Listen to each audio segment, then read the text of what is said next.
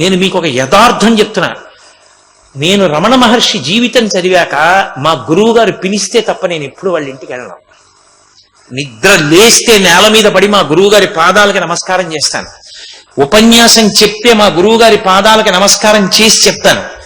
ఈ వేదిక మించి దిగిపోతే మా గురువు గారి పాదాలకి నమస్కారం చేసి దిగిపోతాను.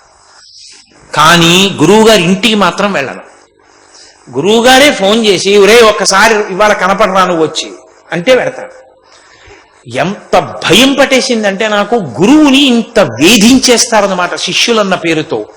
అలా బ్రతకడం కన్నా గురువు గారు సంతోషంగా నా శిష్యుడు చాలు ఇంత మర్యాదస్తుడు, నేను నిలబడాలని తాపత్రయపడేవాడు అన్న శిష్యుడిగా బతకాలనిపించే నేను వెళ్ళను మా గురువు గారింటికి ఎప్పుడు.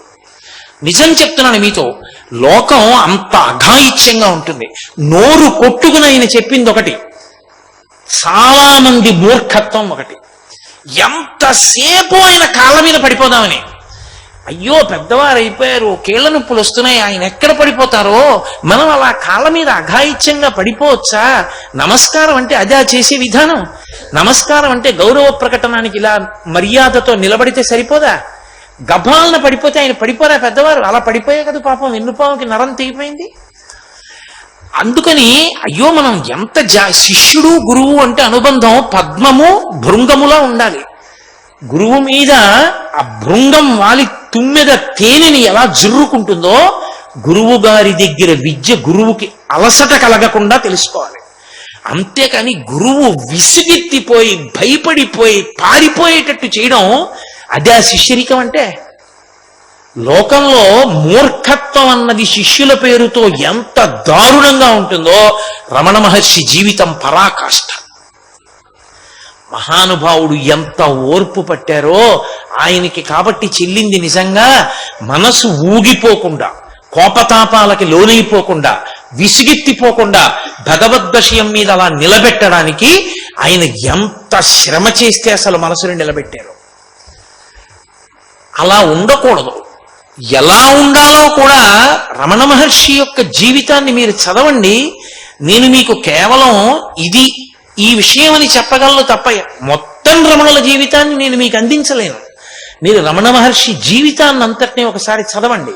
చదివితే మొట్టమొదట కూర్చుంటే రాళ్లు విసరడంతో మొదలుపెట్టి పెద్దవారైపోయిన తర్వాత కాళ్ళ మీద పడిపోవడం దగ్గర నుంచి, ఆఖరికి ఆయన స్నానం చేస్తే నీళ్లు తీర్థమని పట్టుకుపోవడం దగ్గర నుంచి, చీకడుక్కుంటే నీళ్లు ఎత్తుకుపోవడం దగ్గర నుంచి, ఆయన భోజనానికి కూర్చుంటే అంతటి మర్యాదస్తుడు, అంతటి సమవర్తి, అంతటి విజ్ఞానవేత్త, అంతటి ఆత్మదర్శనమైన యోగి.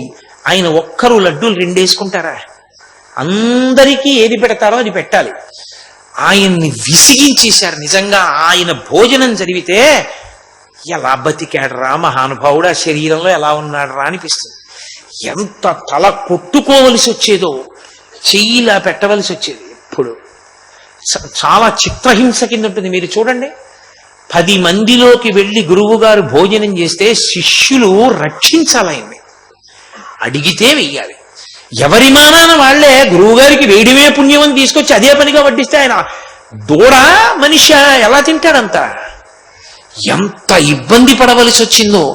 ఆయన నోరు కొట్టుకుని ఏం చెప్పేవారో పూర్తిగా వ్యతిరేకంగా ఉండేవారు చాలా మంది. అయినా సరే మహానుభావుడు అలా లాక్కొచ్చారు. ఏ యోగి జీవితం, ఏ గురువు జీవితం దీనికి అతీతం కాదు. సాయిబాబా గారు సుఖపడ్డారనుకుంటున్నారా మీరు? బహుశः నాకు తెలుసున్నంత వరకు సాయిబాబా గారిని అపార్థం చేసుకున్నంతగా ఎవరిని అపార్థం చేసుకోవాలి. సాయిబాబా గారిని పూజ చేసే వాళ్ళల్లో 199 మంది జ్ఞానం కోసం కాదు, వైరాగ్యం కోసం కాదు.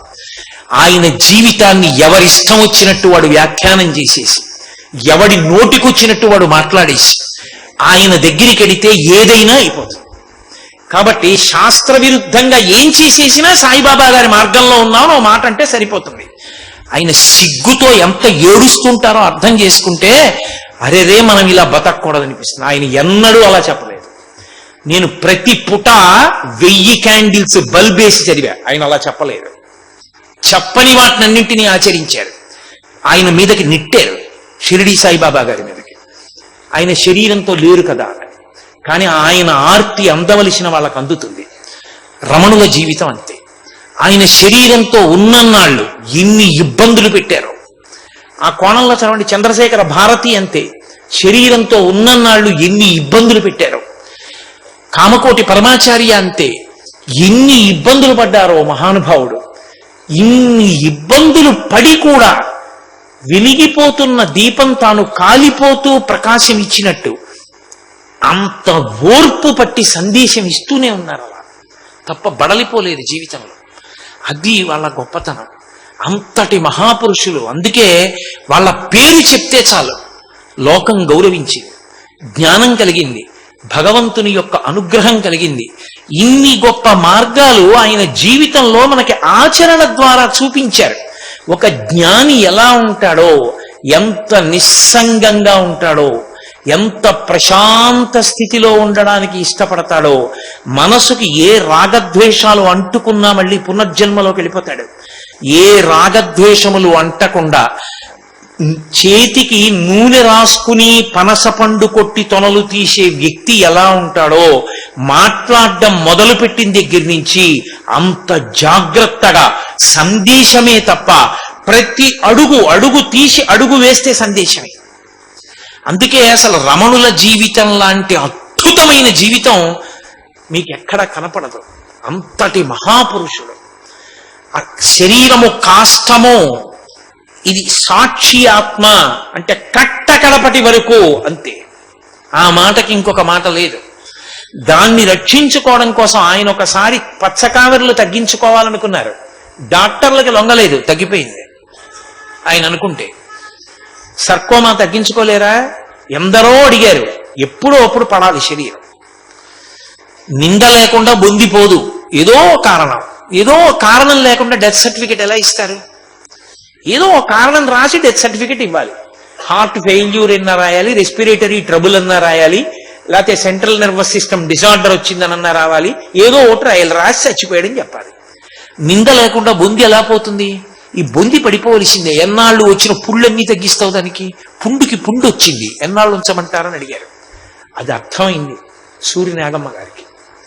శరీరం అంత క్షోభించిపోతోంది, సాక్షిగా ఉన్నారు. అదా ఇక ఉపయోగపట్టలేదు. నిత్తురా కారిపోతోంది, మాట రావట్లేదు, నరుకి నరమా తెగిపోయింది, కాల వాచిపోయింది, 104 జ్వరం. అయినా దర్శనం కావాలనేవాళ్లే, అయినా కోరికలు కోరేవాళ్లే, అయినా మమ్మల్ని అనుగ్రహించాలనేవాళ్లే. అందుకే సూర్యనాగమ్మ గారు ఎత్తైన ప్రదేశం మీద నిలబడి అడిగింది, మా స్వార్థం మాది, వద్దింకా శరీరంలో విడిచిపెట్టేయండి భగవన్ అంటే అర్థం చేసుకున్న శిష్యురాలు సూర్యనాగమ్మ గారు. అది ఆయన శరీరం ఎంత కందిపోయినా, ఎంత శిథిలమైపోయినా లోకానికి సందేశం ఇస్తూనే ఉన్నారు. అంతటి మహాపురుషుడి గురించి మనం తలుచుకోకపోతే, ఆయన పేరు స్మరించకపోతే, ఆయనకి నమస్కరించకపోతే కృతజ్ఞులం అయిపోతాం. అటువంటి గురువుకి లోటు రాదు, మనకి లోటు వస్తుంది. అందుకే పోతన గారు భాగవతంలో ఈ నేను గురించి చెప్తూనే ఓ మాట అంటారు, విజ్ఞాన దారి తెలియక. ఎంత అద్భుతంగా మొదలు పెట్టారంటే చిన్న పద్యం. విజ్ఞానం అనేటటువంటి దానికి అసలు దారే తెలియక అజ్జులు భగవద్వార్త తెలుపుటకు కాయ మనో వాక్కులు అజ్జులు యజ్ఞేశునకర్పింపక, ఆ యజ్ఞేశుడైనటువంటి పరమేశ్వరుడికి మనోవాక్కాయ కర్మాను అర్పించి భక్తితో శరణాగతి చేస్తే పొందవలసినటువంటి భక్తి చేత అసలు నేను తెలుసుకునేటటువంటి ప్రయత్నాన్ని మార్చేసి, ఇది మేమే చేసేయగలం అని సాధనకి కూర్చుంటే ఎక్కడ సాధ్యం అవుతుంది?